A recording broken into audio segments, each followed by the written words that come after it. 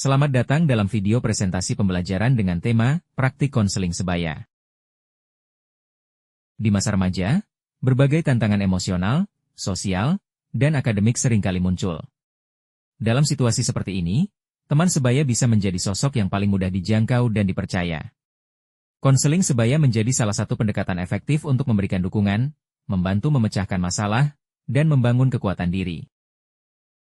Melalui video ini, kita akan mempelajari bagaimana praktik konseling sebaya dijalankan, peran penting yang dimainkan oleh konselor sebaya, serta langkah-langkah dasar yang perlu dikuasai agar proses konseling berjalan dengan baik. Mari kita mulai dan pahami lebih dalam bagaimana menjadi pendengar yang baik, penolong yang bijak, dan sahabat yang siap mendampingi. Praktik memahami konsep dasar konseling sebaya.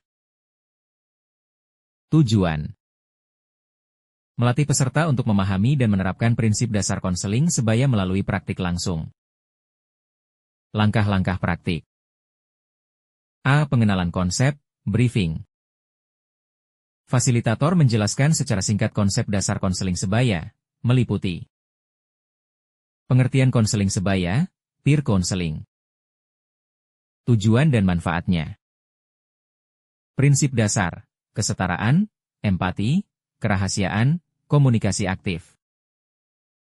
B. Pembagian peran. Peserta dibagi menjadi kelompok kecil, 3-4 orang. Dalam setiap kelompok, 1 orang sebagai konselor sebaya, 1 orang sebagai klien, sisanya sebagai observer. C. Simulasi kasus sederhana. Misalnya, klien mengalami stres karena konflik dengan teman sekamar di panti. Konselor sebaya mencoba mendengarkan aktif, menunjukkan empati, dan membantu klien mengeksplorasi perasaannya serta mencari solusi. D. Refleksi dan umpan balik. Setelah simulasi, observer memberikan umpan balik mengenai 1. Apakah konselor sebaya mampu membangun hubungan yang nyaman? 2. Apakah ia menerapkan prinsip empati dan tidak menghakimi? 3. Bagaimana keterampilan mendengarkan dan meresponsnya? Fasilitator memberi arahan dan klarifikasi jika diperlukan. Praktik dalam kalimat sederhana. Dalam pelatihan, saya mempraktikkan konsep dasar konseling sebaya dengan menjadi konselor teman saya yang sedang bingung memilih jurusan sekolah. Saya mencoba mendengarkan tanpa memotong, menunjukkan bahwa saya peduli dengan perasaannya, dan tidak memberikan solusi langsung, tapi membantu dia berpikir sendiri. Setelah itu, kami saling memberi masukan tentang apa yang sudah baik dan yang perlu diperbaiki. Praktik mengidentifikasi keterampilan komunikasi efektif. Tujuan: melatih peserta untuk mengidentifikasi keterampilan komunikasi efektif yang digunakan dalam percakapan atau sesi konseling. Langkah-langkah praktik. A. Pengenalan keterampilan komunikasi efektif. Fasilitator terlebih dahulu menjelaskan apa saja keterampilan komunikasi efektif, misalnya mendengarkan aktif, active listening, kontak mata yang sesuai, bahasa tubuh terbuka, parafrase, umpan balik tepat, bertanya terbuka, open-ended questions. Menunjukkan empati. Menunjukkan empati. B. Simulasi atau pemutaran video. Fasilitator menampilkan video percakapan antara 2 orang, misal, konselor klien, atau teman sebaya. Alternatif, 2 peserta melakukan simulasi percakapan di depan kelompok, tentang masalah ringan, stres belajar, kesepian, DLL. C. Tugas observasi. Setiap peserta diberi lembar observasi untuk mencatat keterampilan komunikasi yang muncul selama percakapan. Mendengarkan aktif, bertanya terbuka, menunjukkan empati, kontak mata, nada suara ramah. D. Diskusi atau refleksi. Setelah simulasi video, peserta mendiskusikan. Apa saja keterampilan komunikasi yang kamu lihat? Bagian mana yang menurutmu menunjukkan empati? Adakah momen ketika komunikasi terasa tidak efektif? Praktik dalam kalimat sederhana. Saya menonton video konseling antara dua remaja. Saya mencatat bahwa konselor menggunakan pertanyaan terbuka, seperti, apa yang kamu rasakan saat itu? Dan memberikan parafrase seperti, jadi kamu merasa kecewa karena dibohongi. Saya belajar mengenali bahwa itu adalah bentuk komunikasi yang efektif. Praktik memahami konsep dasar konseling sebaya. Tujuan: melatih peserta untuk memahami dan menganalisis setiap tahapan dalam proses konseling sebaya, mulai dari pembukaan hingga penutupan. Langkah-langkah praktik. A. Pengenalan tahapan konseling sebaya A. Fasilitator menjelaskan 5 tahapan dasar konseling. Tahap pembukaan, membangun hubungan. Tahap penggalian masalah. Tahap pemahaman masalah. Tahap menyusun alternatif solusi. Tahap penutup, menyimpulkan dan menutup sesi. B. Simulasi konseling. 2 peserta bermain peran, 1 sebagai konselor sebaya, 1 sebagai klien. Skenario sederhana, misalnya klien merasa tertekan karena nilai sekolah turun. C. Tugas observasi ke analisis. Peserta lain, observer, diberi lembar analisis tahapan konseling. Saat menyaksikan simulasi, observer mencatat. Apakah konselor melakukan tahapan pembukaan? Misalnya, menyapa, membuat nyaman. Apakah menggali masalah dengan pertanyaan terbuka? Apakah membantu klien memahami perasaan atau penyebab masalah? Apakah menawarkan pilihan solusi bersama klien? Apakah menutup sesi dengan ringkasan dan dorongan positif?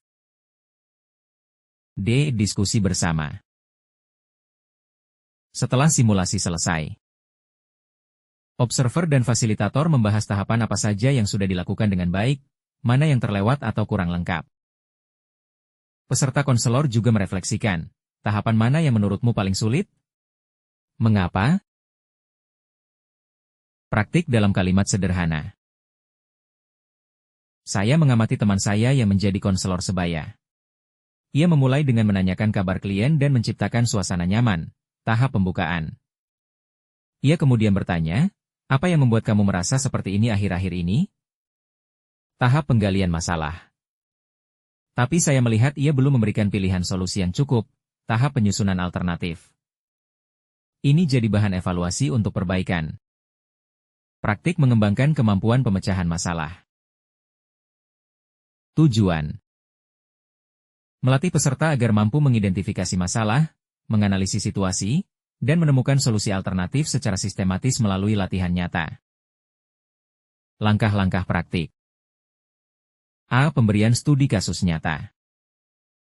Fasilitator memberikan contoh kasus sederhana, misalnya, seorang remaja di panti merasa dikucilkan oleh teman-temannya setelah pindah kamar. Ia merasa sedih dan tidak tahu harus berbicara kepada siapa. B. Identifikasi masalah. Peserta diminta menjawab. Apa masalah utamanya? Siapa saja yang terlibat? Apa dampaknya bagi klien? Contoh jawaban, masalahnya adalah perasaan terisolasi. Yang terlibat adalah klien dan teman-teman barunya. Dampaknya, klien menjadi menarik diri dan murung. C. Analisis penyebab. Peserta menganalisis. Apa kemungkinan penyebab situasi ini terjadi? Apakah ada faktor internal, dari klien, atau eksternal, lingkungan? Contoh, klien belum berani membuka diri karena takut ditolak, atau belum mendapat sambutan dari teman-teman baru. D. Brainstorming solusi. Peserta diajak memikirkan berbagai solusi. Semua ide diterima tanpa dihakimi.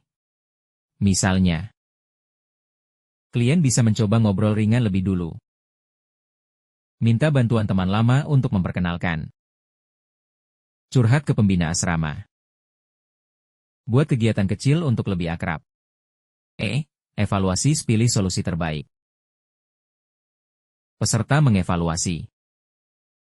Mana solusi yang paling realistis? Apa keuntungan dan risikonya?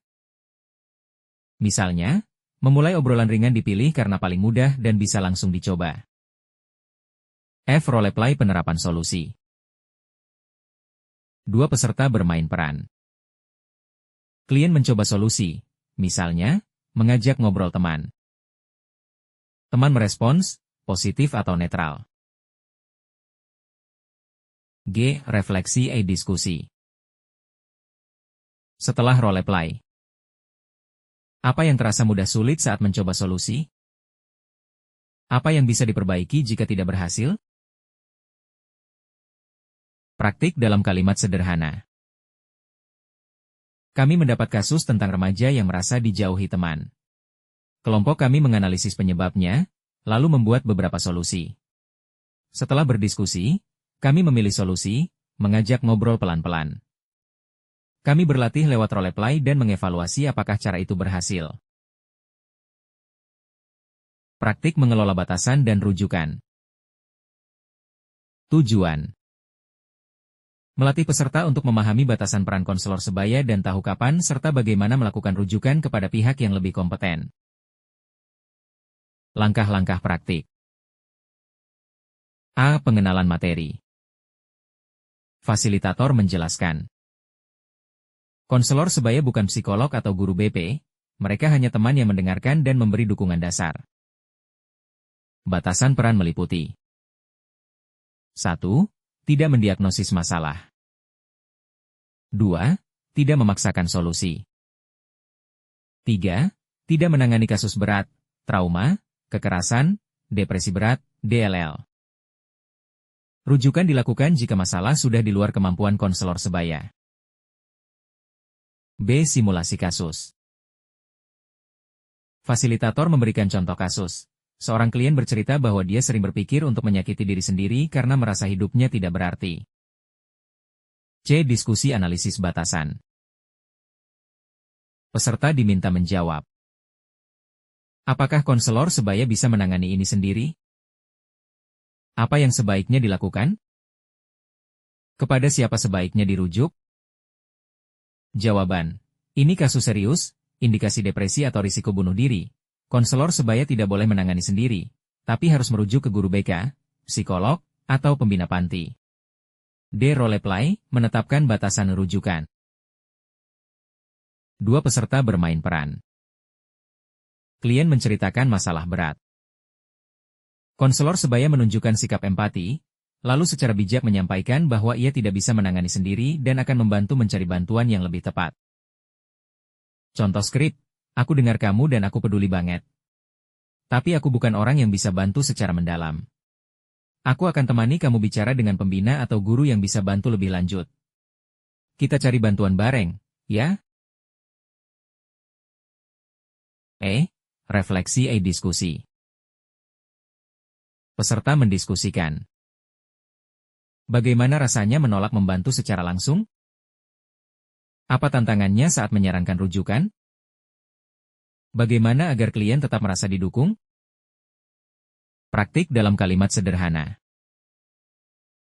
Saya belajar bahwa sebagai konselor sebaya, saya tidak boleh menangani kasus yang berat. Saat latihan, saya berperan sebagai konselor dan mencoba menunjukkan empati, tapi juga menjelaskan bahwa saya ingin menemani klien mencari bantuan dari guru BK. Itu lebih aman dan tepat.